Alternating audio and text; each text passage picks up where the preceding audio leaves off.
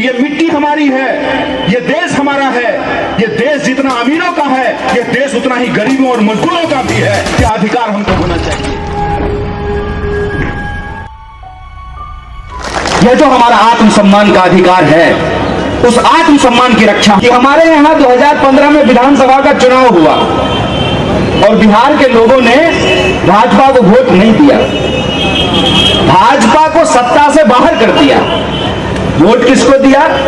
Vote दिया कांग्रेस को, vote दिया जेडीयू को, वोट दिया आरजेडी को। सरकार बनी जेडीयू, आरजेडी और कांग्रेस की। और सरकार जब कुछ दिन चली, जब ईवीएम हैकिंग का काम सफल नहीं हो पाया, तो वहां पे बीजेपी ने सीएम को ही हैक कर लिया और जिसके खिलाफ चुनाव लड़े थे उसी के साथ जाकर के सरकार बना ली है। और ये सिर्फ बिहार में नहीं हुआ, अभी कर्नाटक में क्या हुआ?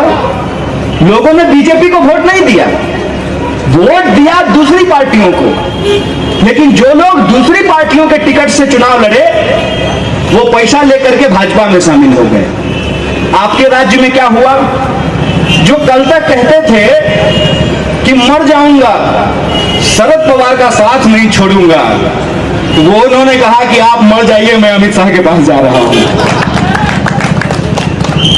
आप ऐसी परिस्थिति में भी यदि विचार नहीं करेंगे कि इस देश और लोकतंत्र के लिए क्या हो रहा है, मैं समझता हूं ये संकट की घड़ी है। आप सोचिए, अगर कोई प्राइवेट कंपनी में काम करता होगा लड़का, तो उसको मालूम होगा, कोई लड़की काम करती होगी उसको मालूम होगा कि प्राइवेट कंपनी में जब आप जॉब छोड़ने वाले होते हैं तो आपको 1 महीना पहले नोटिस देना पड़ता है। देना पड़ता है नहीं देना पड़ता? 1 महीना पहले आप नोटिस देते हैं कि हम जॉब छोड़ने वाले हैं। मकान किराए पे लेते हैं, रूम एग्रीमेंट बनवाते हैं।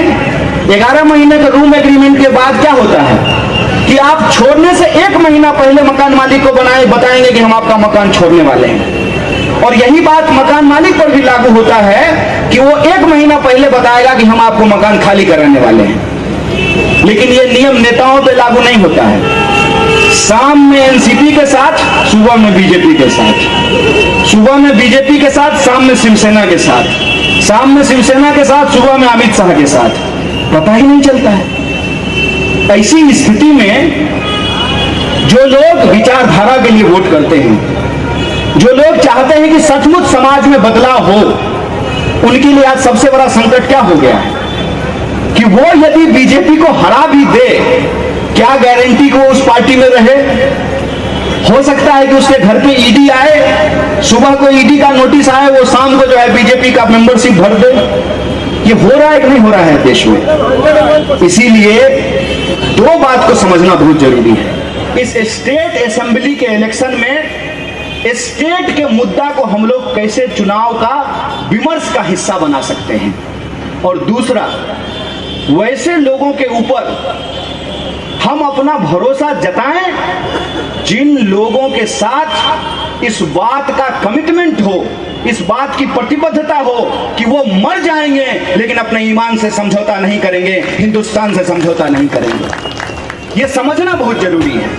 नहीं तो चुनाव में हार जाने के बाद भी भाजपा सरकार बना ले रही है। मैं नॉर्थ ईस्ट का एक उदाहरण आपको देता हूं।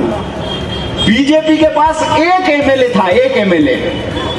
दूसरी पार्टियों के सारे एमएलए खरीद करके भाजपा ने अपना मुख्यमंत्री बना दिया, एक एमएलए के साथ। गोवा का सरकार जब बना था मनोहर पर्रिकर के समय में, तब आपने देखा कि किस तरीके से सरकार वहां पे बनी। कर्नाटका में किस तरीके से सरकार बनी, बिहार में किस तरीके से सरकार बनी, और ठीक चुनाव से पहले महाराष्ट्र में क्या हुआ? ऐसा लगा जैसे विपक्ष में बांध टूट गया हो और लोग जो है वो भाग रहे हों। ऐसी परिस्थिति पैदा हो गई। ऐसे में जो राजनीतिक मूल्य है, उन मूल्यों की रक्षा कौन करेगा? और आज उन मूल्यों को बचाना जरूरी है। और वो मूल्य क्या है? वो मूल्य ये हैं कि हिंदुस्तान की 70% आबादी, मैं 70% आबादी कहता हूं, अपने रोजी रोटी के लिए जूझ रही होती है। हर छोटी छोटी जरूरतों के लिए वो जूझ रही होती है।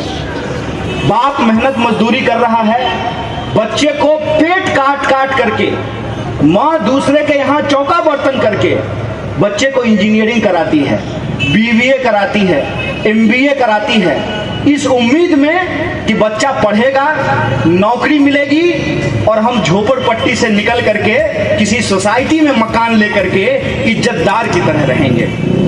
लेकिन ये सपना पूरा हो पाता है? क्योंकि एमबीए करने के बावजूद, इंजीनियरिंग करने के बावजूद आज लोगों के पास नौकरी नहीं है। गांव की हालत ये थी, मैं गांव से आता हूं, कि लोग बैग उठाते थे और बड़े शहरों की तरफ चल देते थे। चलो मुंबई, चलो कलकत्ता, चलो दिल्ली, इस उम्मीद में कि वहां काम मिलेगा। आज बड़े शहरों की भी हालत यह है कि लगातार हर जगह लोगों को काम से निकाला जा रहा है। और स्पेशली आपने देखा होगा जब नोटबंदी लागू की गई तो बड़े पैमाने पे लोगों को शहर छोड़ करके वापस गांव जाना पड़ा। गांव में खेती ऑलरेडी तबाह हो चुकी है। किसान किसानी नहीं करना चाहता है। कोई किसान आज तक आपको अपनी जिंदगी में मिला है जो ये कहता हो बड़े गर्व से कि मैं अपने बेटा को किसान बनाना चाहता हूं? क्यों नहीं कहता है?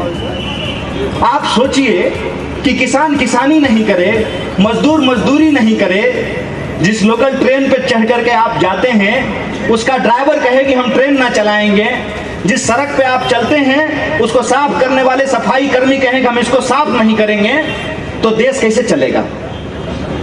ये जो देश की सबसे बुनियादी काम करने वाले लोग हैं, जो रेडी पटरी पे दुकान लगाते हैं, टैक्सी चलाते हैं, ऑटो चलाते हैं, दुकानों में मजदूरी करते हैं, फैक्ट्रियों में मजदूरी करते हैं, ऑफिसों में काम करते हैं, घरों घरों में घूम करके काम करते हैं, टिफिन पहुंचाने का काम करते हैं, ये लोग अगर काम नहीं करें तो देश कैसे चलेगा? लेकिन ये जो काम करने वाले लोग हैं, इनके मुंह से आप कभी सुने हैं कोई पकौड़ा तलने वाला आपको बोला है कि हमने अपने बेटे को पकौड़ा तलने वाला बनाएंगे? प्रधानमंत्री कहते हैं कि पकौड़ा तलना भी रोजगार है। पकौड़ा तलना भी रोजगार अगर है तो अमित शाह अपने बेटा का एक पकौड़ा का दुकान क्यों नहीं खुलवा देता है? उसको तो बीसीसीआई का सेक्रेटरी बना रहा है और हमको कह रहा है कि तुम्हारा बाप भी पकौड़ा तलता था, तुम भी पकौड़ा ही तलो। तुम्हारा बाप भी गटर में उतरता था, तुम भी गटर ही उतरो। तुम्हारा बाप भी खेती करता था, तुम भी खेती ही करो।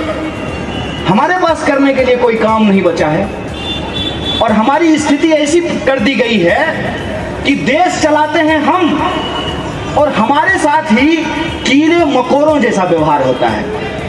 बताइए, अगर मजदूर मजदूरी नहीं करेगा तो ये शहर चलेगा? ये शहर की चकाचौंध चलेगी? जब आप अपने काम में व्यस्त रहे होते हैं तब कोई आदमी घूम घूम करके साइकिल पे, कभी देखिएगा कि वो स्ट्रीट लाइट जलाता चलता है। कभी मिला है? नहीं मिला है वो आदमी जो साइकिल पे स्ट्रीट लाइट जलाता चलता है?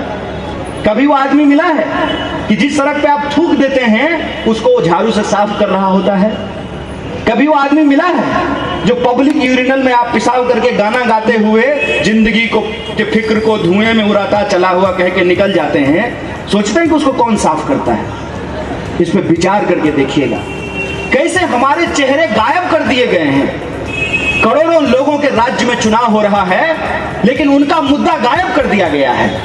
एक ही आदमी का फोटो दिख रहा है। सुबह उठिए, मोबाइल खोलिए, मोदी जी नमस्कार। घर से निकलिए, पेट्रोल पंप पे जाइए, मोदी जी मुस्कुराते रहिए। ऑफिस जाने के लिए ट्रेन पे बैठिए, मोदी जी बोलेंगे हेलो। ट्रेन से उतरिए, स्टेशन से बाहर निकलिए, कहेंगे आपका स्वागत है दादर स्टेशन के बाहर। ऑफिस में पहुंचिए, नजर उठाइए तो आपका बॉस जो है भगवान की तरह उसका फोटो अपने सर के ऊपर लगाए हुए है। दिन रात एक आदमी का चेहरा आपको क्यों दिखाया जाता है? दिन रात एक आदमी का चेहरा आपको इसलिए दिखाया जाता है कि आपके सपने को उसके नाम पे खरीद लिया जाए। और आपका सपना क्या है? आपका सपना तो यही है ना कि मेहनत मजदूरी करने वाले का बच्चा भी एक दिन देश का प्रधानमंत्री बन सकता है। तो जब मेहनत मजदूरी करने वाला का बच्चा एक दिन देश का प्रधानमंत्री बन सकता है तो हम भी एक दिन अंबानी बन सकते हैं। यही आप सोचते हैं ना? बने क्या? मेरा तो दादाजी भी सोचता था कि अंबानी बन जाए, फिर बाबूजी को भी लगता था कि अंबानी बन जाएंगे, हमको भी बहुत दिन तक लगते रहा कि अंबानी बन जाएंगे, बन तो नहीं पाए। आप गलत एम्बिशन जब लेकर के चलेंगे तो वो आप कभी नहीं पूरा कर सकते हैं। एक इंसान का एक ही एम्बिशन होना चाहिए कि ये मिट्टी हमारी है, ये देश हमारा है, ये देश जितना अमीरों का है, ये देश उतना ही गरीबों और मजदूरों का भी है, क्या अधिकार हमको होना चाहिए। यह जो हमारा आत्मसम्मान का अधिकार है, उस आत्मसम्मान की रक्षा हम कर सकते हैं।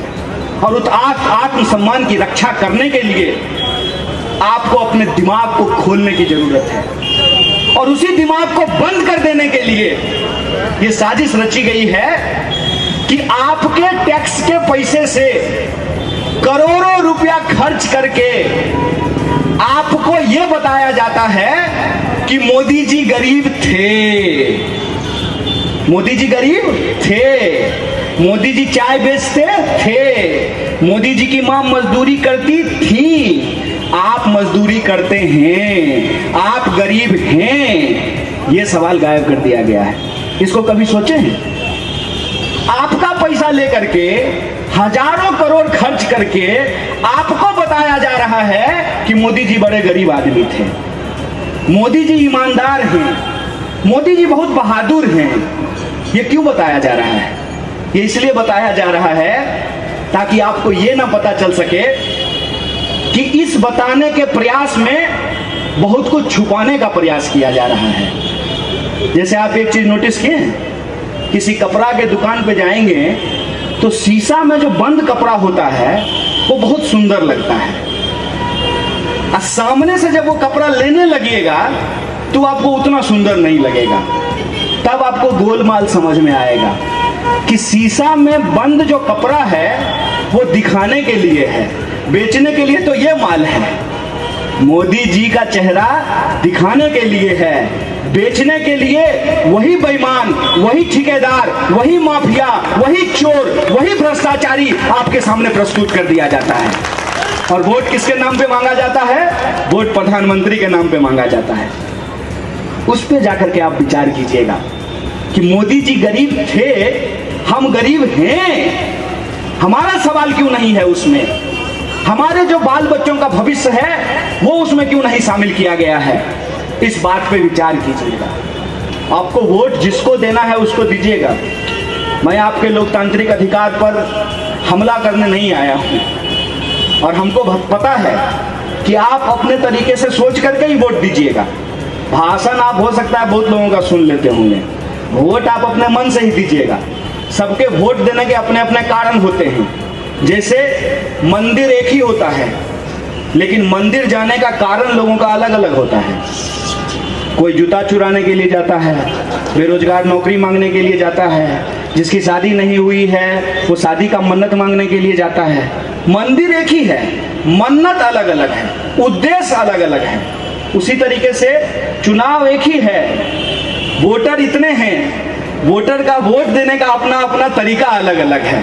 कोई जात के नाम पे वोट देगा, कोई धर्म के नाम पे वोट देगा, कोई पैसा लेकर के वोट दे देगा, कोई बाटली लेकर के वोट दे देगा। हम जानते हैं कि वोट आप अपने तरीके से देंगे, लेकिन बस मैं आपको एक चीज कहने के लिए आया हूं, ये आजादी इतनी सस्ती नहीं है, ये लोकतंत्र, ये जमहूरियत इतना सस्ता नहीं है। अगर आप इसको इतना सस्ता बना देंगे तो एक दिन जिंदगी जो आपकी महंगी है वो बहुत महंगी हो जाएगी। इस बात को आप समझ लीजिए। ये अधिकार जो आज आपको मिला हुआ है, ये अधिकार किसी के भीख में नहीं मिला है। आपके जो पुरखे हैं, डॉक्टर बाबा साहब भीमराव अंबेडकर, भगत सिंह, महात्मा गांधी, मौलाना अबुल कलाम आजाद, अशफाक उल्लाह खां, राम प्रसाद बिस्मिल, चंद्रशेखर आजाद, बटुकेश्वर दत्त, इन लोगों की कुर्बानियों से ये आजादी मिला है।